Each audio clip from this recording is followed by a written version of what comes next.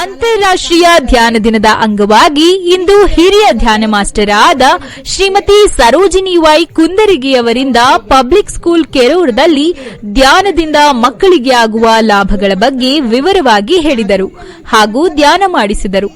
ಎಲ್ಲಾ ಸಿಬ್ಬಂದಿ ವರ್ಗ ಕೂಡ ಮುಖ್ಯ ಅಧ್ಯಾಪಕರು ಸೇರಿದಂತೆ ಅನುಭವ ಹಂಚಿಕೊಂಡರು.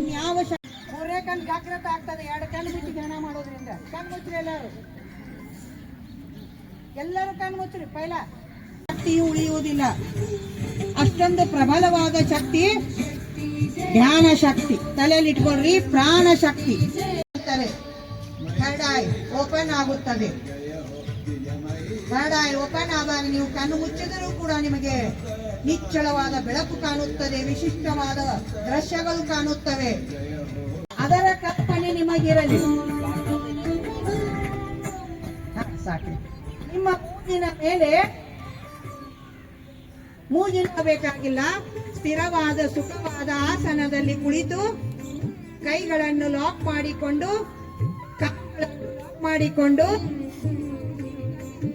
ಹಾಗೆ ಮಕ್ಕಳೇ ಕೈ ಲಾಕ್ ಮಾಡ್ಕೋಪಿ.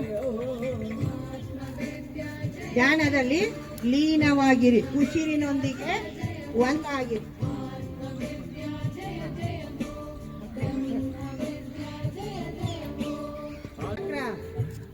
ಆಜ್ಞಾ ಚಕ್ರ ಎಲ್ಲವೂ ಕೂಡ ಸಹಸ್ರಾರ ಚಕ್ರದವರೆಗೆ ನಿಮ್ಮ ಎಲ್ಲ ಚಕ್ರಗಳು ಆಕ್ಟಿವೇಟ್ ಆಗುತ್ತವೆ. ನೀವು ಅನ್ನಬಹುದು ಉಸಿರು ನಮಗೆ ಕಾಣುವುದಿಲ್ಲ, ಚಕ್ರಗಳೆಲ್ಲಿವೆ ನಮಗೆ ಲಭ್ಯವಾಗುತ್ತದೆ. ಅದನ್ನು ಪಡೆಯಲು ಮತ್ಯಾವ ಮಾರ್ಗವೂ ಇಲ್ಲ, ಧ್ಯಾನ ಒಂದೇ ಮಾರ್ಗ. ಆ ಧ್ಯಾನ ಮಾರ್ಗದಿಂದ ನೀವು ಆ ವಿಶಿಷ್ಟವಾದ ಪ್ರಾಣಶಕ್ತಿಯನ್ನು, ವಿಶ್ವ ಪ್ರಾಣಶಕ್ತಿಯನ್ನು, ವಿಶ್ವ ಕಾಸ್ಮಿಕ್ ಎನರ್ಜಿಯನ್ನು ನಿಮ್ಮದನ್ನಾಗಿ ಮಾಡಿಕೊಳ್ಳುತ್ತೀರಿ. ಒಂದು ಸಾರಿ ಕಾಸ್ಮಿಕ್ ಎನರ್ಜಿ ನಿಮ್ಮ ಪ್ರಾಣಶಕ್ತಿಯ ಹಿಡಿದು ನಿಮ್ಮ ಶರೀರ ಮತ್ತು ಮನಸ್ಸಿನಲ್ಲಿ ಪ್ರವೇಶಿಸಿದ್ದೇ ಆದರೆ ನಿಮ್ಮ ದೇಹಕ್ಕೆ, ನಿಮ್ಮ ಮನಸ್ಸಿಗೆ ಬಹಳಷ್ಟು ಆದರೆ ಪ್ರಯತ್ನ ಮಾಡಿ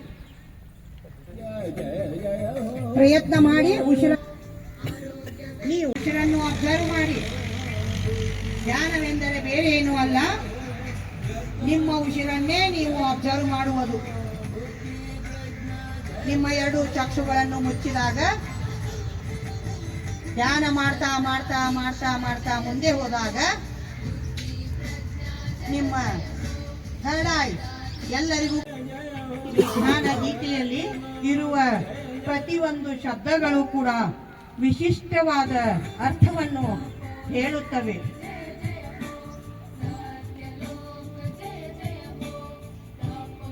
you observe your breath only. ಮಕ್ಕಳೇ, ಉಸಿರನ್ನು ಗಮನ.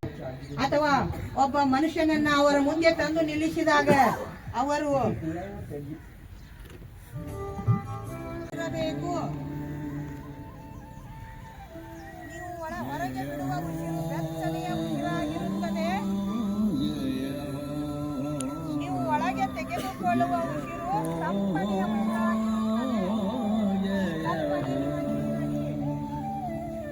ಒಳಗೆ ತೆಗೆದುಕೊಳ್ಳುವಾಗ ಉಸಿರು ತಂಪಾಗಿದೆ. ಅದು ಸ್ಪರ್ಶ ಜ್ಞಾನ ನಿಮಗಿರಲಿ. ಸೋಷಿಯಲ್ ಸೈನ್ಸ್ ದಾಗ ಕೆಲವೊಂದು ಬರ್ತಕ್ಕಂತ ವಿಷಯಗಳನ್ನ, ಕನ್ನಡದಾಗ ಬರ್ತಕ್ಕಂತ ಗ್ರಾಮ್ಯಾಟಿಕಲ್ ವಿಷಯಗಳನ್ನ ಒಂದು 10 ನಿಮಿಷ ಧ್ಯಾನ ಮಾಡ್ರಿ, ಓದ್ರಿ. ಅದು ನಿಮ್ಗೆ ಪ್ರಥಮ ವರದಿ ಚಿಕ್ಕೋಡಿ, ವರದಿ ನಿಮ್ಮದು, ಗರದಿ ನಮ್ಮದು. ಮರೆಯಂಗಿಲ್ಲ. ತಲೆಯಾಗಿಟ್ಕೊಡ್ರಿ. ನೀವು ಇಷ್ಟ ಮಾಡ್ಬೇಕು, ಸಾಧನೆ ಇಷ್ಟ